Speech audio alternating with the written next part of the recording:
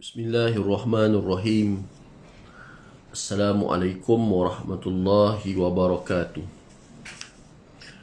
Alhamdulillahilladzi hadana lihaza wa ma kunna linahtadiya laula an hadana Allah.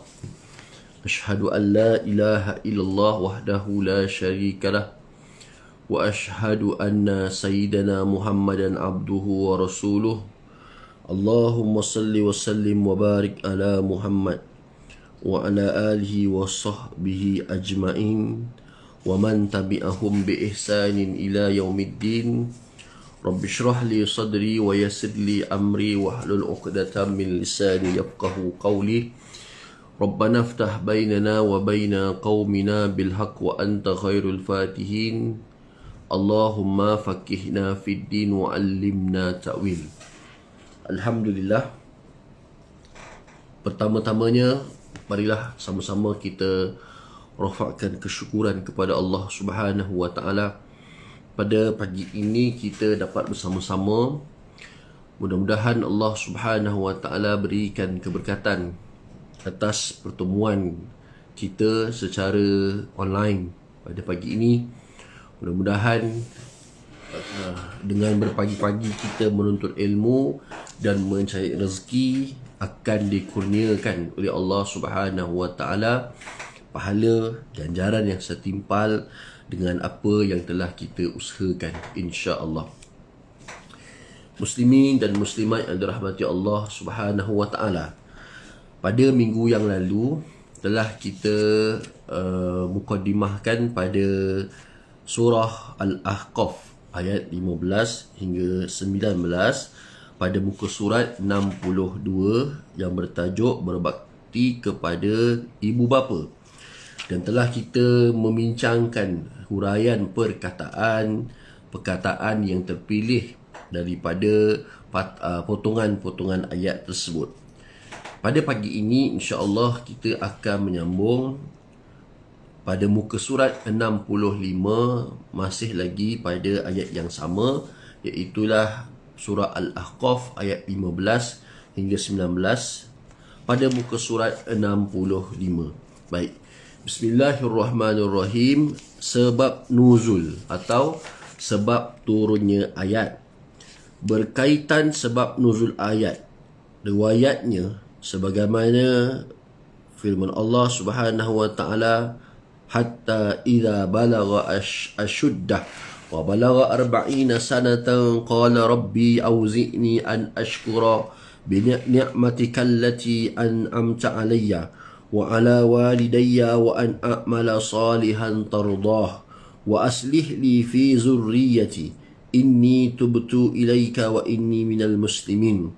Ulaika allazina taqabbalu anhum ahsana ma 'amilu wa natajawazu an sayyi'atihim fi ashabil jannah wa'das sidqil ladzi kanu yu'adun. Ini kita nak bincang tentang sebab turunnya ayat ini, ayat daripada 16, ayat 16 ini. Baik.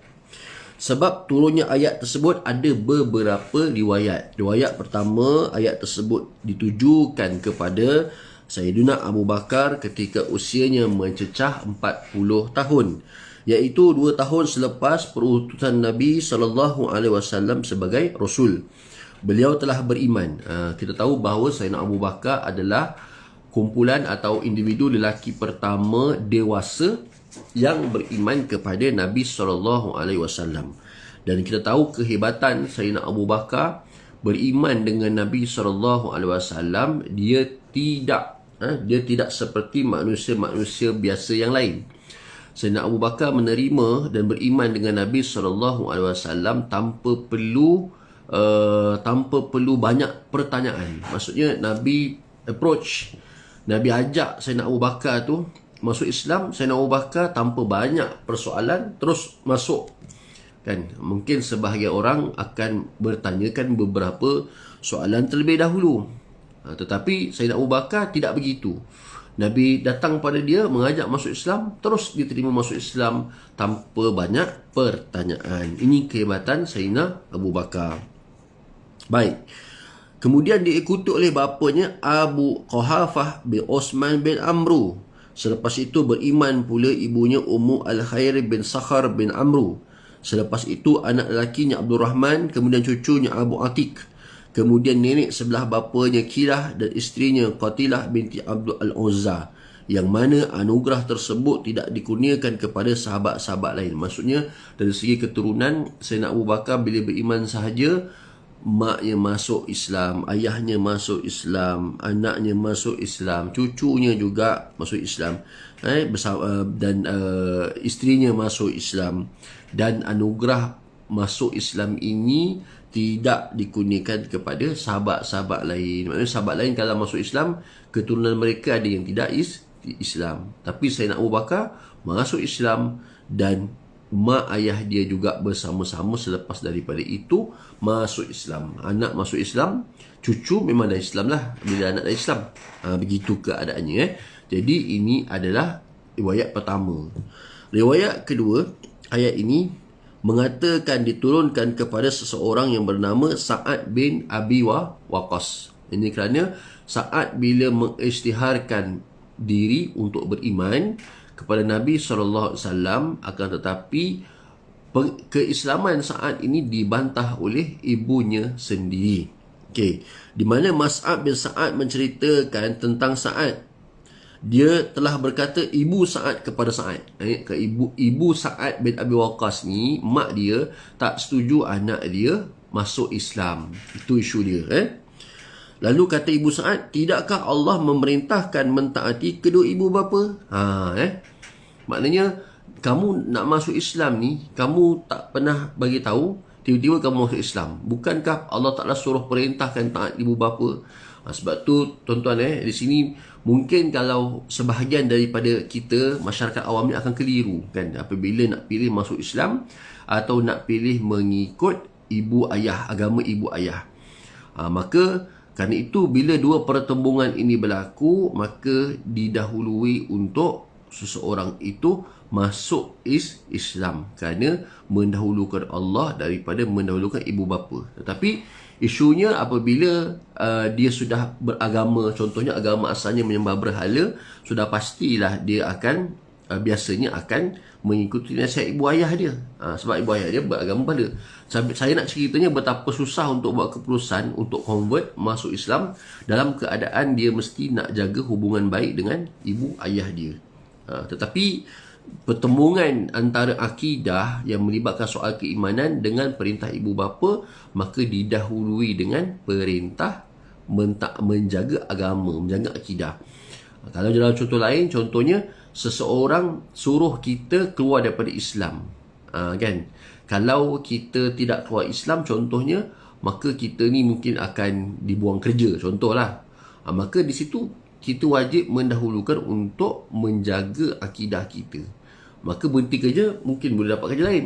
Tapi apabila keluar daripada Islam, na'udzubillahi min zalik, itu akan menyebabkan kita berdosa kerana syirik kepada Allah Subhanahu wa taala. Gitu. Itu contoh perbandingan lah. Perbandingannya macam tu. Okey, jadi kes Sa'ad bin Abi Waqqas ni bila masuk Islam, mak dia tak tahu.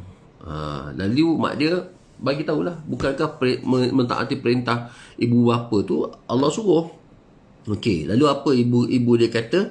Sesungguhnya aku tidak akan makan dan tidak akan minum sehinggalah engkau kufur kepada Allah dan tukarkan agamamu. Maksudnya mak dia memberikan satu ini kira-kira bentuk tekanan atau ugutan lah. Maknanya kalau kamu tak nak kembali balik kepada agama nenek moyang kamu, aku akan tidak makan, tak minum. Orang kata mogok lapar lah, senang cerita, mogok. Okey, ibunya tidak makan dan tidak minum sehingga mereka terpaksa membuka mulutnya dengan menggunakan tongkat. Ceritanya seorang ibu punya marah anak dia sebab masuk Islam. Dia sanggup tak makan, sanggup tak minum, menjejaskan kesihatan diri dia sendiri, sampai nak makan pun kena paksa buka mulut dengan menggunakan tongkat. Itu dia. Tapi disebut dalam riwayat lain disebut bahawasanya Sayyidina Sa'ad bin Abi Waqqas ni, bila mak dia tekan dia, beri tekanan macam tu, ugut macam tu, Sa'ad bin Abi Waqqas tetap dengan pendirian dia. Lalu dia kata kepada mak dia, wahai mak, wahai ibu, sekiranya Allah Ta'ala mentakdirkan kepadamu ada 100 nyawa dan Allah Ta'ala cabut nyawa itu daripada ibu satu persatu. Maksudnya cabut satu, mati, hidup balik, cabut satu, mati, hidup balik. Maksudnya kalau 100 kali mati sekalipun, tu maksud dia, saya tetap tidak akan meninggalkan agama Muhammad. Ini jawab daripada Sa'ad bin Abi Waqqas. Maknanya kalau ibu ada 100 nyawa pun, Allah Ta'ala cabut satu demi satu, saya tetap tidak akan meninggalkan agama Muhammad.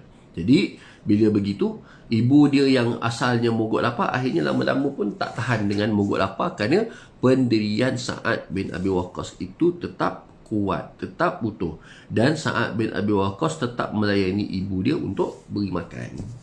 Akhirnya, habis. Setakat itulah, makan jugalah akhirnya. Tapi, itulah cerita tentang pengislaman Sa'ad bin Abi Waqqas yang mendapat tentangan daripada ibunya sendiri. Okey. Munasabah ayat ataupun kesinambungan ayat sebelumnya. Ayat sebelumnya menjelaskan tentang orang beriman yang mentauhidkan Allah, keimanan kepadanya serta ikhlas beribadah dengan istiqamah. Mereka itu tergolong ke kalangan ahli syurga. Justru itu ayat tersebut mempunyai kaitan atau munasabah dengan ayat di atas yang menjelaskan wasiat supaya berterusan di atas sifat mulia dan istiqamah, khususnya melalui hidup berbakti kepada kedua ibu bapa, terutama yang banyak menanggung kesusahan demi kesusahan bermula mengandung, melahirkan dan menyusukan. Jadi apa pun ayat di sini nak menceritakan tentang bagaimana perlunya wasiat supaya berterusan untuk mengamalkan sifat-sifat mulia dan beristiqamah dengan kebaikan, khususnya hidup berbakti kepada kedua ibu bapa. Dan paling utama di situ adalah ibulah, kerana ibu adalah orang yang mengandung dan melahirkan. Sebab tu bila seorang lelaki tanya kepada Nabi SAW, dengan siapakah saya perlu bersahabat, Nabi jawab, ibumu. Pertanyaan yang kedua, orang yang sama, kemudian siapa? Ibumu. Kali ketiga ditanya lagi, kemudian siapa? Ibumu. Kali keempat, apabila ditanya kepada Nabi, dengan siapa saya bersahabat? Dengan ayahmu. Jadi 3 kali Nabi mengulangi perkataan ibumu itu menunjukkan bahawa betapa pengorbanan ibu itu terlalu besar, di mana berbakti kepada ibu itu adalah lebih utama. Dan kita dah bincang dalam ayat sebelum daripada ini, bagaimana seorang lelaki yang apabila dia berkahwin dengan seorang perempuan, maka dia tetap ada tanggungjawab kepada ibunya sendiri, dan keutamaan bagi seorang ibu atau ibu mertua kepada lelaki, maka anak lelaki itu keutamaannya kepada ibu kandungnya sendiri berbanding kepada ibu mertua atau ibu kepada anak perempuan atau ibu kepada isterinya. Jadi bagi seorang isteri memang perlu difahami bagaimana keutamaan itu perlu diberikan kepada ibu atau mak sebelah suami. Itu dia kan, baru sebelah isteri. Bukan maksudnya menafikan pentingnya ibu sebelah isteri, tidak. Kerana dari sudut tanggungjawab seorang lelaki adalah apabila dia itu ada tanggungan kepada ibu kandung dia, maka hendaklah didahului ibu kandungnya terlebih dahulu. Itu dari segi hukum lah. Okay? Dari segi perbincangan, musyawarah, toleransi suami isteri itu, maknanya itu antara suami isteri. Baik. Kemudian perkara tersebut juga merupakan salah satu daripada nikmat-nikmat Allah yang wajib disyukuri. Oleh itu, anak yang bersyukur bertindak memohon doa diri dan ibu bapanya tetap di atas iman dan amal. Mereka lah orang yang berjaya dan diterima taubat serta ahli syurga. Lepas tu anak yang bersyukur, dia kena sentiasa doa untuk mak ayah dia lah. Walaupun mungkin mak ayah dia ini orang yang meninggalkan sembahyang, orang yang beramal dengan amalan yang buruk, tabiat-tabiat yang tidak baik. Okey. Dan kita tengok dalam musim Covid ni, kes-kes yang melibatkan penceraian terlalu tinggi. Penceraian, salah satu faktornya ada sebab pendapatan lah yang tidak stabil disebabkan kehilangan kerja. Walau bagaimanapun, anak tanggungjawab seorang anak tetap kena mendoakan kedua ibu ayah dia. Walaupun ibu ayah telah berpisah, tapi kewajipan anak tetap kena mendoakan kedua-duanya, kerana kedua-duanya itu adalah ibu kandung dan ayah kandung. Ikut macam mana pun akan jadi ibu kandung dan ayah kandung. Dia berpisah dengan isteri dia, satu cerita yang lain, tapi tetap forok waris dia ada anak kandung. Anak kandung hendaklah mendoakan kebaikan ibu dan ayah dia. Baik. Munasabah ayat selepasnya, kesinambungan ayat selepasnya. Ayat di atas menjelaskan bahawa orang yang kufur ingkar mendapat azab dan kemurkaan Allah sebagaimana umat-umat yang kufur sebelum mereka. Jadi umat-umat terdahulu antara lain dijelaskan setiap golongan iaitu ahli kebaikan serta beriman dan golongan kufur ingkar dari kalangan manusia dan jin mempunyai kedudukan tertentu di sisi Allah serta hari kiamat akan mendapat balasan seadilnya. Ayat tersebut mempunyai kaitan dengan ayat selepasnya yang mana setelah Allah menyempurnakan semua hak setiap golongan yang berhak, juga setelah orang kafir melihat azab dan ditempatkan dalam neraka, dikatakan kepada mereka dengan kata-kata sinis dan ejekan. Di dunia dahulu kamu gunakan nikmat untuk kufur serta takabur. Oleh itu hari ini kamu dibalas dengan azab yang hina. Jadi di sini golongan beriman dan golongan orang yang kufur ingkar perintah Allah akan mendapat balasan yang seadilnya. Tempatnya masing-masing tempat yang dia, orang kata, layak selayaknya bagi dia. Okey, baik. Itu dia. Maknanya kalau orang baik akan masuk syurga, kalau orang jahat akan masuk neraka. Itu mudah dia lah. Jadi kalaulah dengan kebaikan yang kita buat, berbakti kepada ibu ayah itu, sebenarnya apabila dalam redha ibu dan ayah, maka kita sebenarnya telah mendapat satu kebaikan yang besar di hari akhirat atas redha ibu dan ayah kerana kita menjaga mereka. Okey, baik. Huraian ayat. Huraian ringkas. Ayat-ayat tersebut menjelaskan atas dasar wasiat supaya berbuat baik kepada kedua ibu bapa. Khasnya ibu yang lebih banyak menanggung kesukaran sepanjang tempoh mengandung, melahir dan menyusukan. Hal itu merupakan salah satu bentuk nikmat dan rahmat Allah melalui ibu bapa agar bersyukur kepada Allah, ibu bapa serta beramal soleh. Jadi satu bentuk nikmat dan rahmat adalah apabila hari ini kita masih ada lagi ibu bapa. Kerana nikmat yang sama ini tidak pernah dirasai mungkin sebahagian orang lain, atau ada yang merasai nikmat ni tetapi dalam jangka masa yang tidak lama. Okey, jadi kerana itu mereka yang masih lagi ada ibu bapa pada hari ini, sekuasa mungkin sedaya upaya jagalah dia elok, berbaktilah kepada mereka. Wa imma kalau yang sudah terlantar di atas katil itu, berilah, suaplah makanan ke dalam mulut mereka.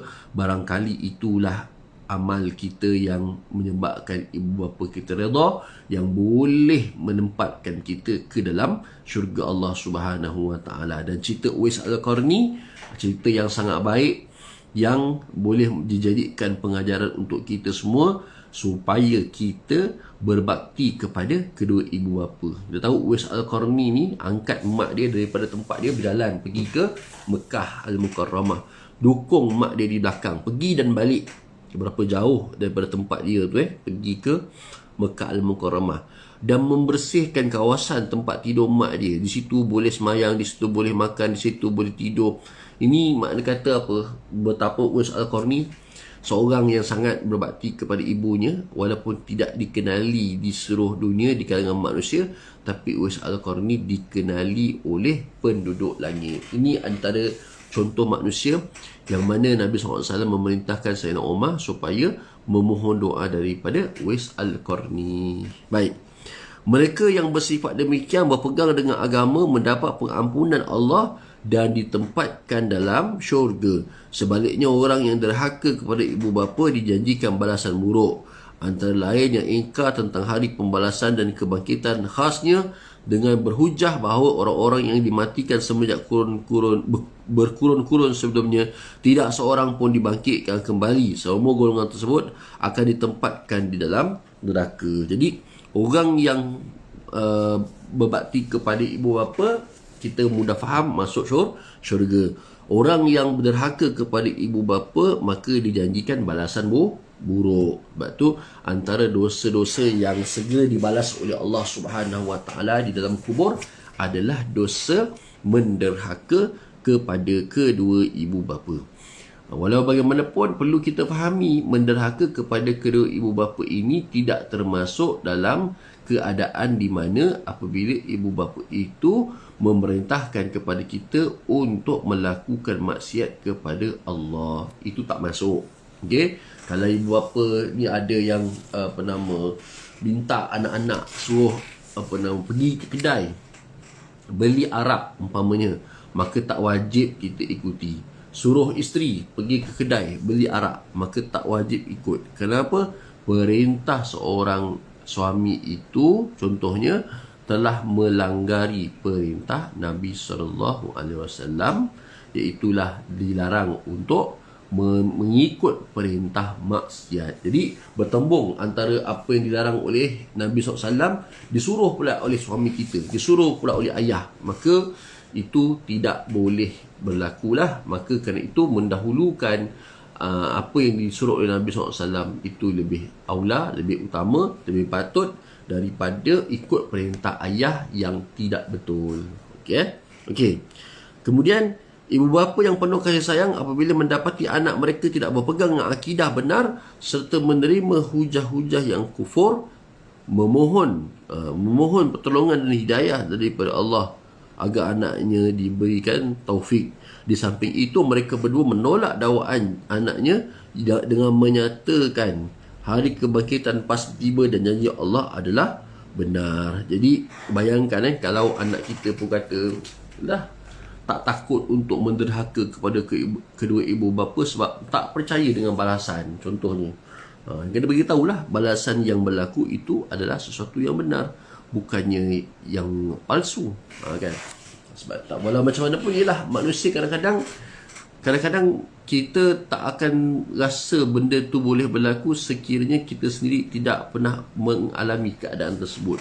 Begitulah hukuman daripada Allah. Hukuman daripada Allah ni, oleh kerana kita tak pernah rasa pada hari ini, mungkin kita anggap tak ada. Tapi kita melihat bagaimana sejarah-sejarah dan sirah-sirah itu telah membuktikan kepada kita bahawasanya yang melanggar perintah Allah dengan menderhaka kepada kedua bapa ada balasan-balasan buruk yang telah tersedia. Ni dia Okay.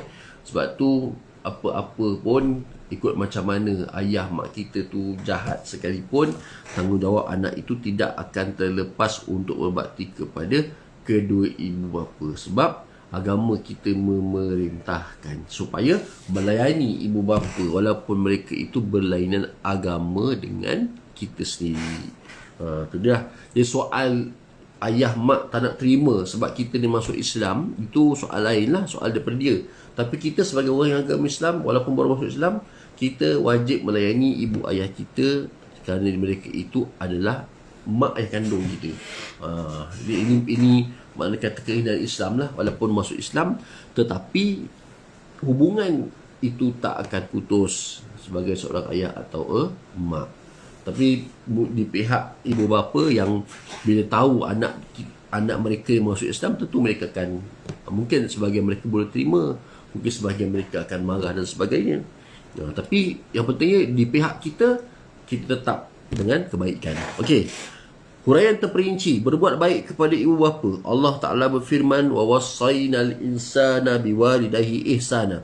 Allah perintahkan umat manusia supaya berbuat baik kepada kedua ibu bapa dan berlemah lembut kepada mereka berdua.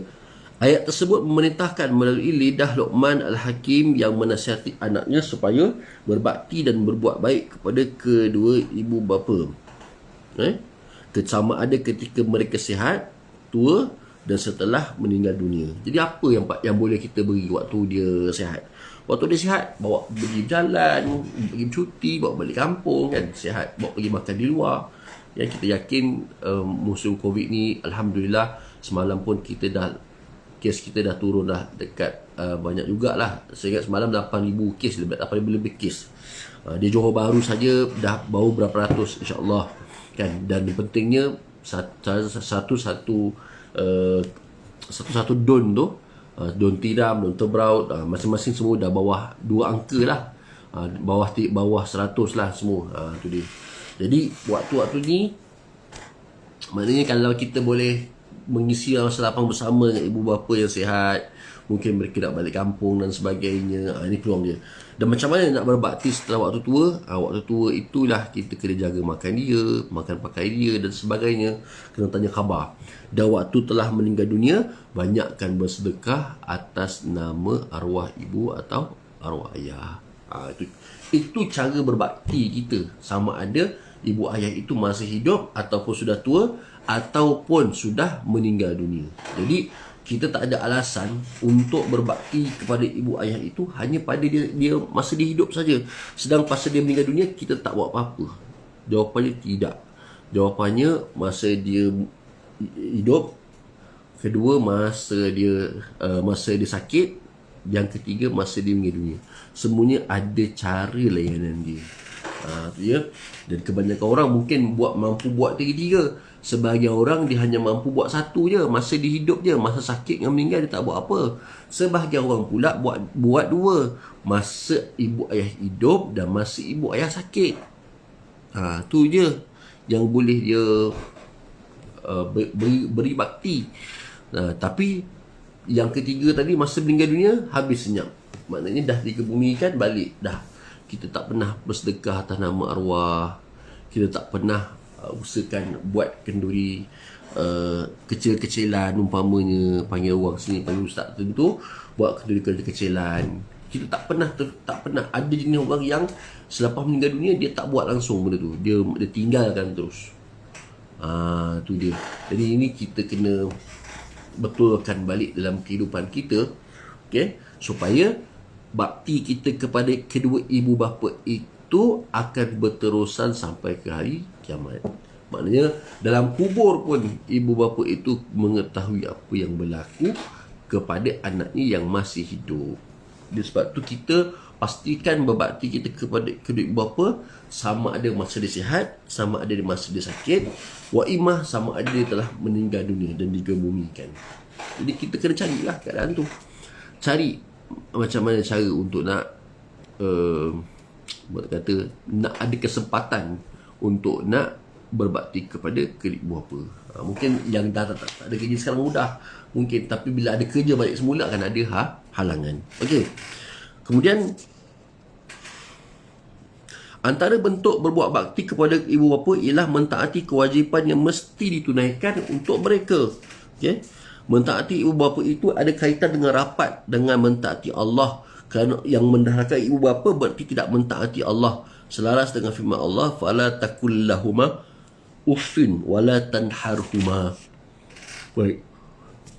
Maksudnya, maka janganlah engkau berkata kepada mereka sebarang perkataan kasar sekalipun perkataan dan janganlah engkau menengking menyergah mereka. Jadi bagaimana Allah Ta'ala letakkan bahawasanya jangan sekali-kali kamu menyatakan sekalipun. Fala takul lahum uffin. Uffin tu lah. Jadi kalau pun tak boleh, apatah lagi kalau perkataan sinikal, perkataan yang menunjukkan bahawasanya dia menyindir itu. Tu.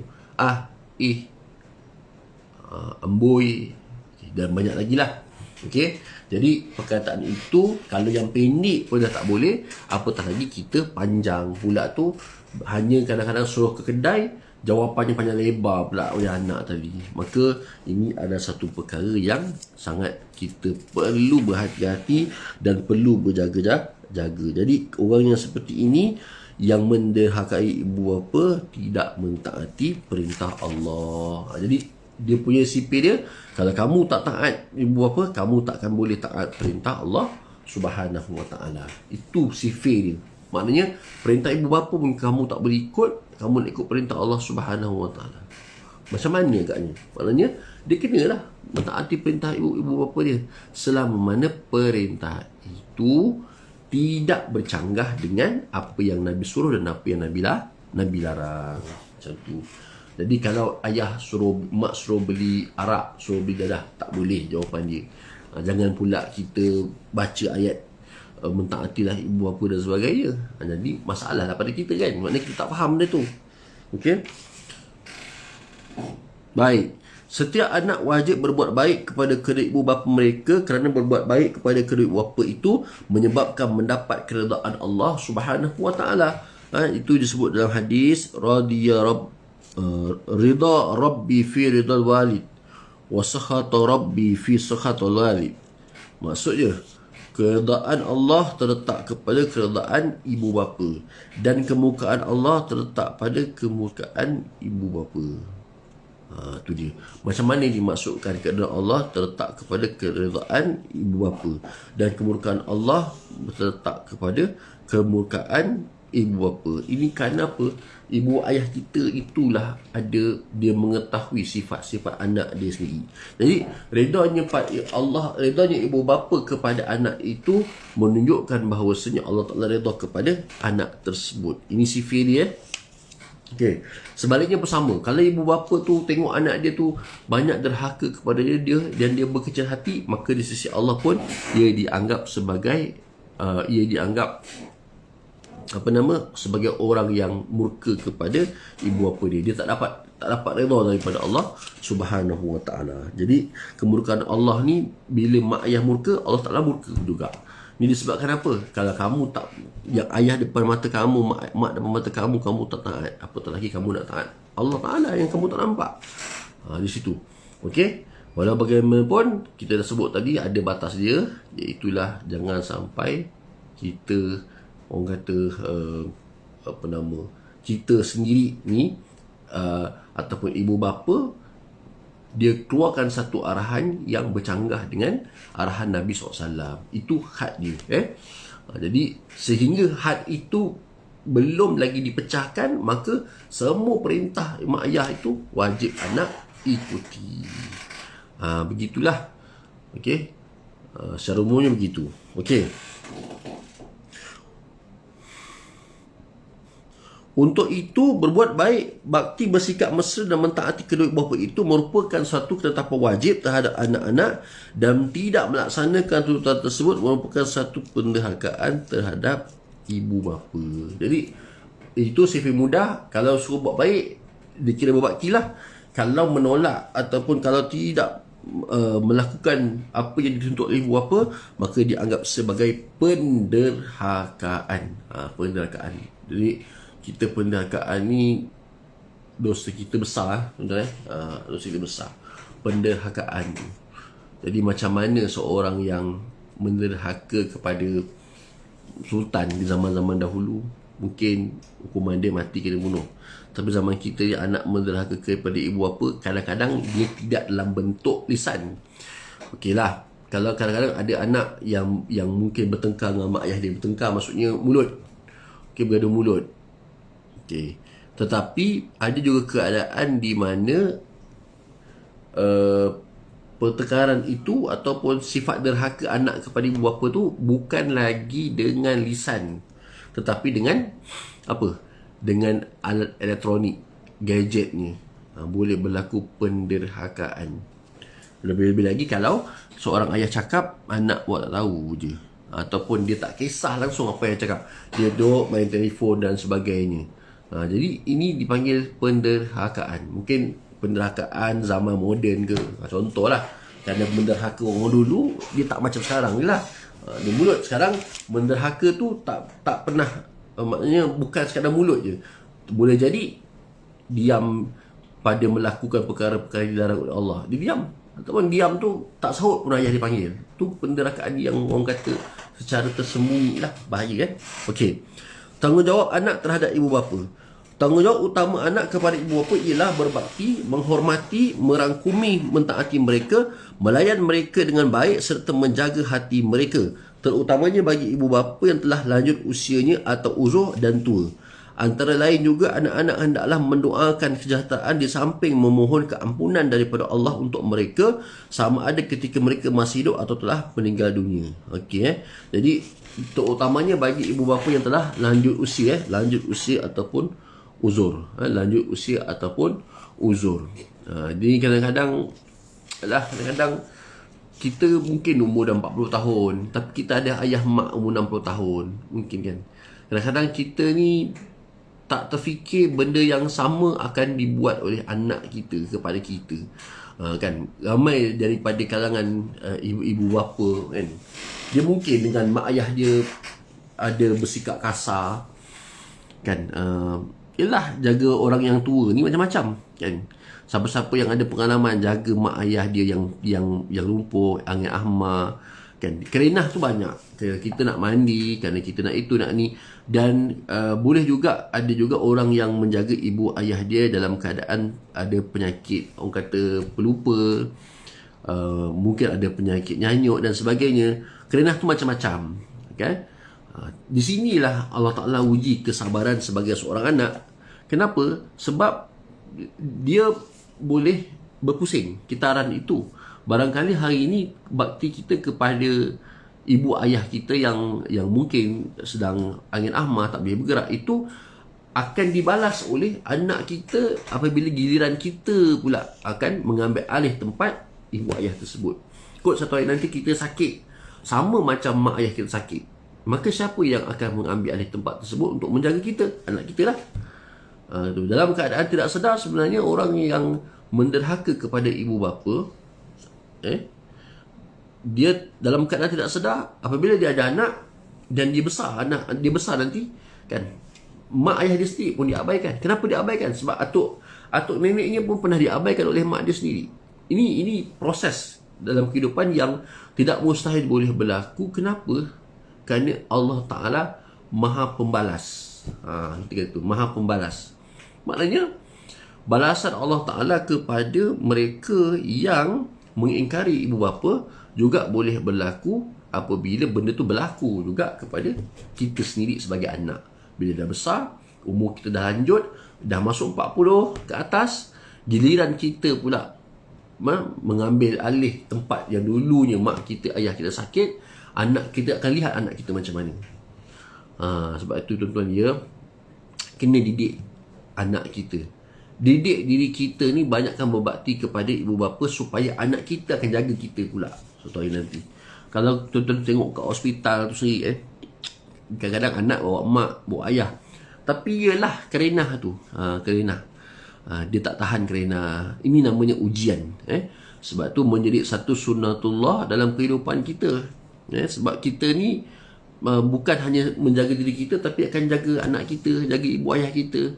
Dan pada ketika itu, bakti yang paling baik, redha daripada ibu ayah yang paling bagus untuk anak dia akan menjadi punca anak dia masuk ke dalam syurga Allah Subhanahu Wa Taala. Sebab tu tuan-tuan semua, jangan kita fikir kerenah tu. Kita fikir apa yang kita buat ni nak dapat keredaan daripada Allah, nak dapat keredaan daripada mak ayah kita. Tu jangan fikir kerenah, susahnya dan sebagainya. Kan nak suruh tu, sebab memang fizikal orang tua sakit, memang fizikal dia lemah, jantung dia dah umur 60 tahun, fizikal tubuh badan dah umur 60 tahun. Jadi sebab itulah semua manusia akan melalui kitaran tersebut. Kadang-kadang ada yang tak sempat, sudah meninggal dunia awal. Itu dia. Ini nak ceritanya tuan-tuan, bagaimana Allah mengajar kita, daripada kita datang dengan tangan yang kosong, kita akan kembali kepada Allah juga dengan tangan yang kosong, tak dibawa apa-apa melainkan amal kita. Sebab tu berbakti kepada kedua bapa termasuk daripada amalan yang akan kita bawa nanti di hari akhirat.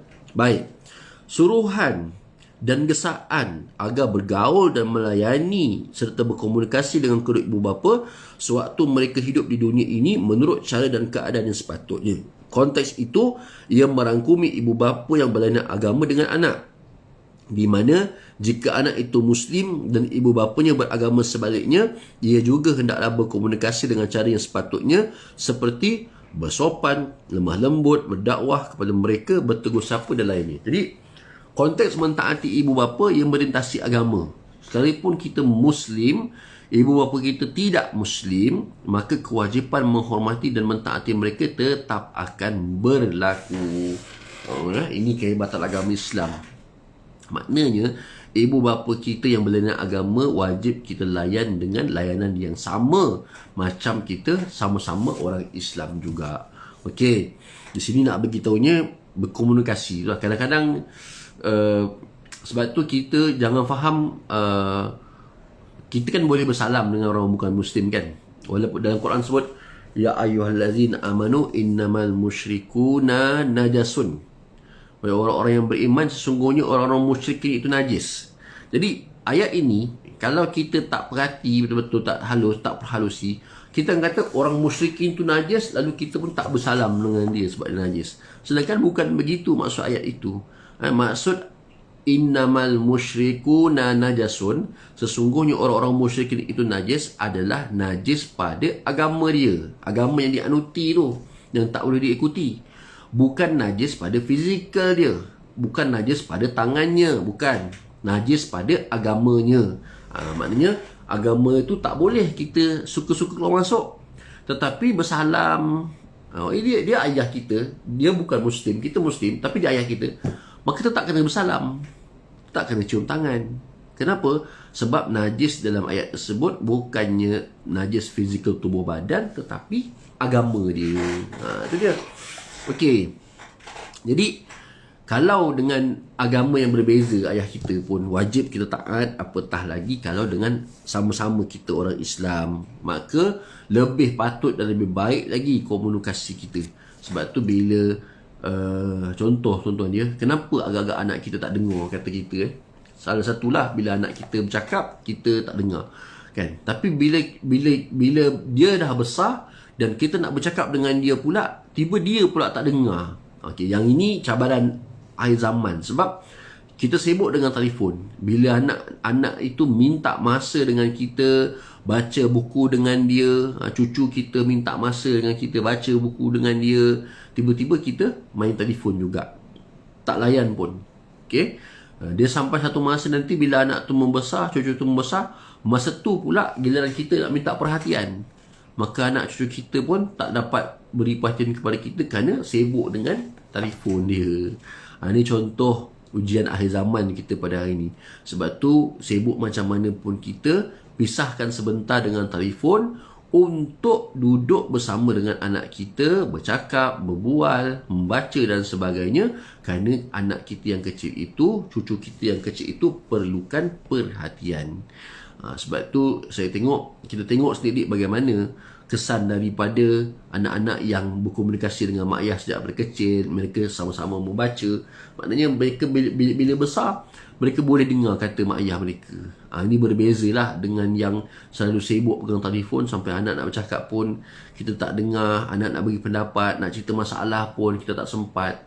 Akhirnya gejala sosial berlaku disebabkan kecuaian daripada kita sendiri, pengabaian daripada kita sendiri. Jadi duit, harta bukanlah syarat untuk hubungan ahli keluarga tu boleh jadi sempurna. Tetapi salah satu daripadanya adalah komunikasi. Kan, percakapan, perbualan kita dalam rumah. Itu antara salah satu daripada bagaimana kita boleh menstabilkan keharmonian rumah tangga seisi keluarga itu. Okey. Kemudian antara faktor utama anak-anak mestilah menghormati, mentaati dan menjaga hati ibu bapa serta mendoakan kepada mereka kerana ibu bapa merupakan orang yang paling banyak berkorban untuk anak-anak. Ibu mereka yang mengandung selama 9 bulan, melahirkan, menyusukan, berbagai kesukaran dan kesusahan lain satu demi satu. Cerita bab mengandung ni 9 bulan 10 hari kan. Kesukaran dan kesusahannya bagi orang perempuan itu memang al-maklum minad-din. Sesuatu yang memang dari segi pengetahuan agama dah maklum sungguh dah. Tak ada yang mudah bila sebut mengandung ni. Kan, lagi kalau duduk rumah yang berada di tingkat tinggi, kena naik tangga, turun tangga, kan. Tak ada benda yang senang bila cerita bab mengandung ni. Ditambah pula dengan penyakit-penyakit yang ada pada diri kita. Darah tinggi, kecil manis, yang boleh menyebabkan implikasi kepada kandungan di dalam rahim itu. Bahkan proses nak melahirkan juga boleh ada punca dia daripada sebab darah tinggi, kencing manis dan sebagainya. Jadi nak cerita dia bukan sesuatu yang mudah mengandung. Sebab itu ujian ni Tuhan bagi kepada orang perempuan. Kenapa? Allah Ta'ala tahu orang perempuan ini mampu untuk menanggung keadaan dan kehebatan dia ni dalam melahirkan anak. Tu dia. Bagaimana kesusahan dia. Saya tengok apatah lagi kalau musim Covid ni. Ibu mengandung yang kena Covid itu lebih orang kata dari segi keutamaan untuk diperhatikan. Dia punya keutamaan dia tu, priority dia sangat tinggi. Bayangkan ibu yang mengandung kena Covid. Tu dia. Nak selamatkan dua nyawa. Kalau orang biasa suatu nyawa, tapi ibu mengandung dah 2 nyawa dah. Jadi itu ujian yang Tuhan bagi. Baik. Justru itulah dengan nikmat. Baik. Namun begitu bapa juga banyak berkorban dari sudut tenaga, menyara nafkah dan sebagainya. Sebab itu bagi seorang bapa, apa yang menjadi maruah dia dalam keluarga ialah apabila dia memberi nafkah kepada isteri dan anak-anak. Sebab tu kita tidak hairan kalau ada setengah bapa-bapa ni atau mungkin suami kita susah macam mana pun jangan minta dengan orang. Ataupun kalau orang nak bantu jangan terima. Ini kita faham. Sebab apa? Sebab sebagai seorang suami atau ayah, maruah dia adalah memberi nafkah. Tu maruah dia. Dia gitu. Ada setengah suami yang begitu. Okey? Jadi dia lebih rela susah kais pagi makan pagi daripada minta orang. Sebab tu kebahagiaan bagi seorang suami adalah apabila dia mampu memberi nafkah kepada ahli keluarga dia. Wak Imam makan telur sekali pun, telur goreng kan. Tapi dia tahu itu adalah tanggungjawab dia. Jadi cukup dia yang beri, tak perlu orang yang beri. Ni maruah dia. Pada dia gitu. Sebab tu kita kadang-kadang nak bagi sumbangan pun, kalau orang tu tak terima, kita tak boleh nak paksa. Kalau dia terima, alhamdulillah. Tu. Dan kadang-kadang ada suami pula yang okey, boleh terima, tapi jangan minta banyak-banyak, malu kita. Ni kenapa, tuan-tuan? Ni adalah maruah seorang suami dalam memberi nafkah kepada keluarga dia. Itu dia lah. Baik. Justru itulah dengan nikmat dan kurnia Allah yang begitu banyak, juga pengorbanan ibu bapa yang begitu besar terhadap anak-anak, anak mestilah bersyukur kepada Allah dan ibu bapa. Maknanya anak tadi dengan pengorbanan mak ayah dia, hantar sekolah rendah, sekolah tadika. Saya tengok sekarang, kita tengok sekarang ni bukan setakat sekolah formal saja, tuition pun ada. Sekarang ni pula kena PDP online, tuition lagi, pergi kelas berenang lagi, kelas memanah lagi. Kenapa? Sebab nak pastikan anak itu mendapat pendidikan yang sempurna. Bab duit tak apa, tak ada masalah. Bab duit tak kisah. Yang penting pergi sekolah, pergi tuition, pergi kelas-kelas berenang dan sebagainya. Kenapa? Sebab nak pastikan anak itu mendapat pendidikan yang sempurna. Maksudnya anak kena bersyukur banyak. Zaman-zaman sekolah orang dulu sangat berbeza dengan pada hari ini kan. Pergi naik basikal, lalu sawah dan sebagainya. Namun begitu, bersyukur kepada ibu bapa bukanlah cara membayar atau menggantikan dengan wang atau harta benda, tetapi caranya ialah menjaga, menghormati dan berbuat baik kepada mereka. Ini cara kita balas. Balas dan menghargai usaha mak ayah dalam membesarkan anak-anak. Itu dia. Sebab tu mak ayah ni kadang-kadang tak kisah pun dengan apa yang dia belanjakan. Asalkan untuk anak, berhabis untuk anak bukan suatu masalah. Apa yang penting anak dia berjaya. Itu pada fikiran seorang ibu dan seorang ayah. Jadi nak balas macam mana? Balas dengan cara, cukuplah balas tu dengan jaga mereka masa hari tua. Cukuplah balas itu dengan cara apa? Dengan cara kita menghormati mereka, buat baik pada mereka, gembirakan hati mereka. Dan mereka pun tak menumpang, tak nak menumpang pun dengan kekayaan. Sebab tu kalau orang tua-tua dulu dia lebih suka tinggal di rumah asal mereka. Kadang-kadang anak nak ajak balik ke bandar, tapi mak ayah suka duduk di kampung. Kenapa? Sebab suasana dia gitu. Kehidupan dia begitu. Jadi anak itu akan hormati. mak ayah dia dengan sebab keinginan mereka begitu. Baik. Kemudian begitu juga bersyukur kepada Allah dengan melakukan ibadah, sama ada lidah, hati dan perbuatan. Segala perintah ibu bapa mestilah ditaati selagi tidak bercanggah dengan syarak. Ini basic dia, dia punya guideline dia. Konteks ibu bapa yang jahil tidak mematuhi suruhan Allah, anak-anak hendaklah menasihati mereka dengan baik dan lemah lembut serta beradab. Ini kita tak nafikan. Hari ini kadang-kadang ada ibu bapa hantar anak pergi sekolah agama, tapi ibu bapanya tidak menutup aurat. Contoh maka anak-anak boleh menasihati ibu bapa mereka itu dengan lemah lembut dan baik. Sebab tu sekolah-sekolah agama sebagai contoh pada hari ini, dia punya permintaan itu umpama cendawan yang tumbuh selepas hujan. Maksudnya banyak. Tapi mungkin ada yang kosong, ada tak kosong kan. Ada tempat yang dah penuh. Tapi kalau kita tengok ibu bapa tu sendiri, kadang-kadang dia hadir dalam keadaan yang orang kata tidak menutup aurat. Kalau menutup aurat pun tidak sempurna. Mungkin dengan pakaian seluar yang ketat dan sebagainya. Tapi menginginkan anak itu untuk belajar agama, satu benda yang baik. Okay? Satu benda yang bagus. Melorongkan anak. Cuma ibu bapa pada masa yang sama perlahan-lahan belajarlah untuk menutup aurat ataupun mengikut cara hidup Muslim yang sempurna. Itu kena juga Okay, jadi supaya apa? Supaya tanggungjawab kita kepada agama tidak hanya diserahkan kepada anak. Sebab mungkin sebahagian ibu bapa anggap, okey, saya dah hantar anak saya pergi sekolah agama, dia belajar mengaji, saya tak payah belajar mengaji pun tak apa. Dia bukan begitu. Walaupun anak itu insya-Allah akan mendoakan untuk mak ayah dia, tetapi ibu dan ayah adalah cerminan, adalah model, role model untuk anak-anak. Macam mana bentuk bekas kuih itu, itulah acuan dia. Ini bahasa yang kita selalu gunakan kan dalam orang Melayu kita kan. Macam mana bentuk bekas kuih itu, macam itulah acuan dia kan. Jadi kita nak anak yang dah kita hantar sekolah agama tu, untuk mendapat peringkat agama tu, alhamdulillah kita dah siap-siapkan daripada kecil lagi.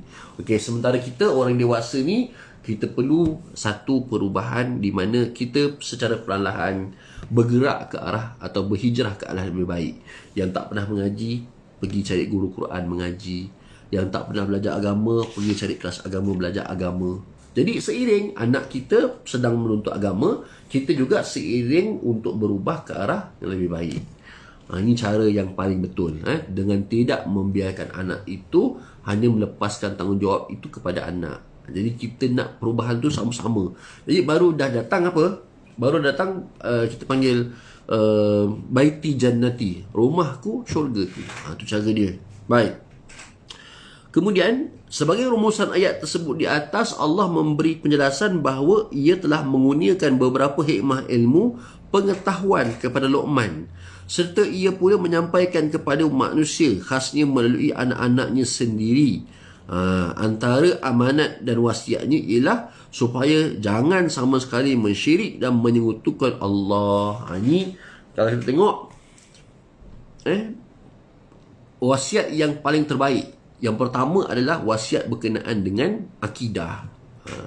Jangan sekali-kali kita mensyirikkan Allah. Ini yang patut dan disebut dalam ayat Quran juga, saya tak ingat, oleh Nabi Allah Yaqub alaihissalam.